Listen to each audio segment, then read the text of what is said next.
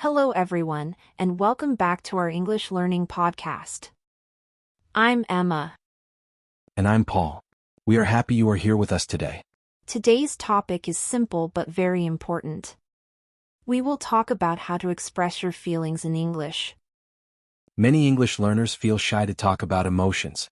Sometimes you know the feeling, but you don't know the words. Today we fix that. Stay with us, because in the next few minutes, you will learn easy words, simple sentences, and a short practice to speak with confidence. Let's start with basic, clear words. Happy, sad, angry, excited, worried. Simple words help you speak fast.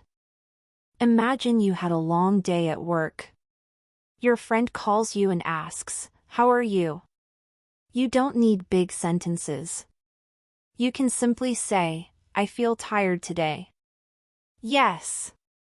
Easy is good. How are you today, Paul? I feel excited because we are recording this podcast. Nice. And I feel relaxed. Use I feel plus emotion. This is the most common and natural way to talk about feelings. Example. I feel happy.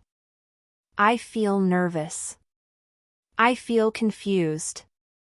Emma, how did you feel on your first day of work? I felt nervous, but also a little excited. Same here. I always feel mixed emotions on new days. Now I will tell you how to longer your sentence. Simply add why are you feeling happy, excitement, nervous. I feel happy because I finished my project. I feel sad because I miss my family. I feel tired because I worked a lot. This is how you can longer your sentences. Imagine you wake up early and study English for 1 hour. Later someone asks, "How are you?" You can say, "I feel proud because I completed my practice." Congratulations, you speak your feeling.